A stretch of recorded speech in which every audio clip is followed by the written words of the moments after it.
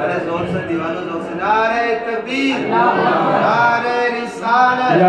نعرہ حیدری، مسلک اعلیٰ حضرت مفتی یاسین القادری صاحب اللہ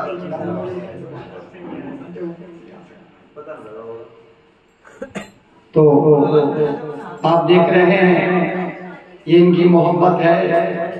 ہاشم رضا حسینی کے جو نیچے بیٹھے ہیں، ورنہ یہ تو پورے بھارت میں آج الحمدللہ ہمارے نچھا کا نام روشن کیے ہوئے ہیں۔ اللہ ان کی آواز میں اور ان کی عمر میں بے پناہ برکتیں رحمتیں نازل فرمائے، اور انہیں ہاشم رضا حسینی کو اور تمام شورا علماء کو اللہ اپنے حبیب کے صدقے میں اور غوث اعظم کے فیضان سے مالا مال فرمائے۔ حضرات، ہم اور آپ سب جانتے ہیں آج کا یہ پروگرام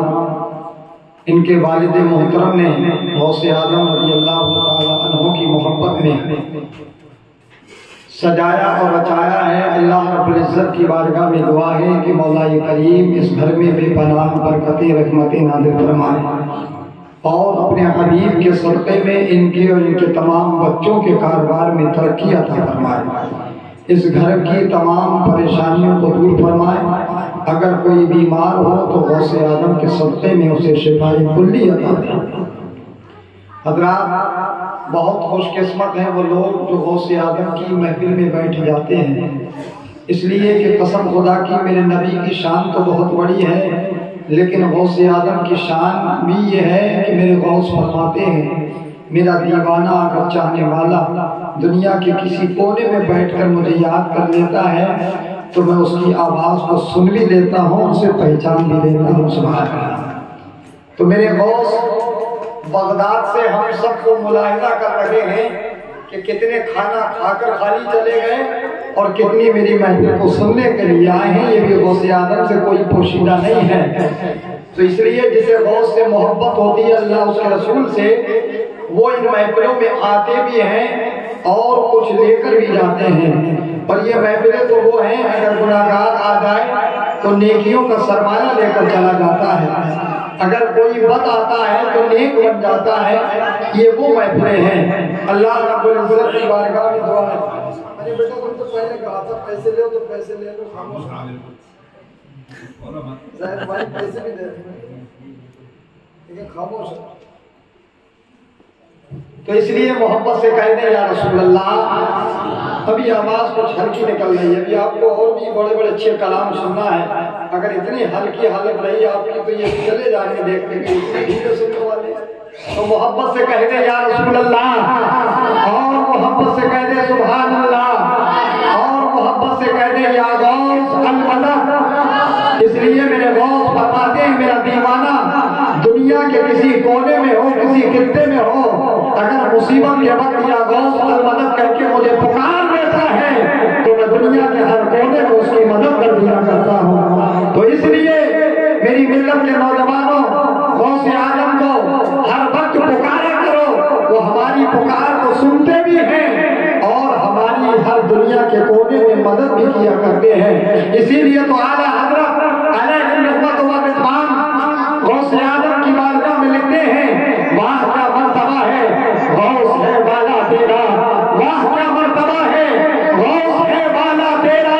اونچے اونچوں کے سروں سے ہے قدم اعلیٰ تیرا، اونچے اونچوں کے سروں سے ہے قدم اعلیٰ تیرا، اور سر بھلا کیا کوئی جانے ہے کیسا تیرا، سر بھلا کیا کوئی جانے ہے کہ کیسا تیرا، اولیاء مانتے ہیں آ کے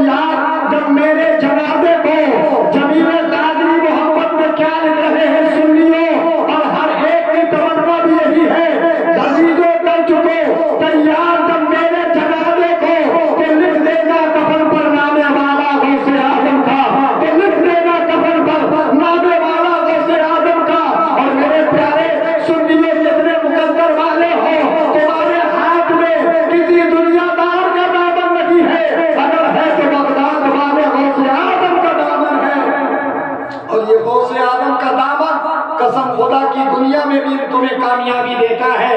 اور مرنے کے بعد تمہیں جنت میں لے جانے کا ایک سبب بن جاتا ہے۔ جمیل قادری آگے لکھتے ہیں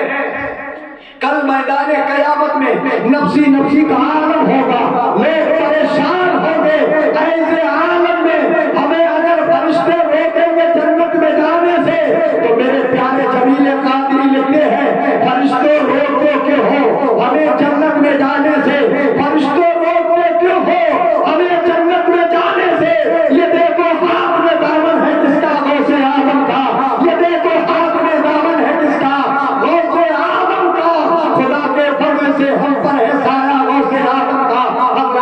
اللہ رب العزت قرآن پاک میں ارشاد فرماتا ہے یا ایھا الذین آمنوا اتقوا اللہ وکونوا مع الصادقین، اے ایمان والے اللہ سے ڈرو اور سچوں کے ساتھ ہو جاؤ۔ اللہ تبارک و تعالیٰ نے اس آیت مقدسہ میں دو چیزوں کا بیان فرمایا، ایک تو یہ کہ اللہ سے ڈرو، سب سے پہلے اس آیت مقدسہ میں اللہ نے ارشاد فرمایا اے لوگوں اللہ سے ڈرو۔ انسان اگر اللہ سے ڈرے گا تو گناہ نہیں کر سکتا، انسان اللہ سے ڈرے گا تو نماز نہیں چھوڑ سکتا، انسان اللہ سے ڈرے گا تو زکات دینا بند نہیں کر سکتا، انسان اللہ سے ڈرے گا تو روزہ رکھنا نہیں چھوڑے گا، جو اللہ سے ڈرے گا وہ ماں باپ کا فرما بردار ہوگا۔ اللہ اکبر، تو اللہ سے انسان ڈرتا ہے تو اچھے اعمال کیا کرتا ہے، برے کام سے دور رہتا ہے۔ لیکن اللہ نے یہ تو فرمایا کہ اللہ سے ڈرو، لیکن ساتھ میں یہ کیوں فرمایا کہ وَقُومُوا مَعَ الصَّادِقِينَ، یعنی سچوں کے ساتھ ہو جاؤ، متقیوں کے ساتھ ہو جاؤ، پرہیزگاروں کے ساتھ ہو جاؤ۔ تو میرے پیارے اس لیے فرمایا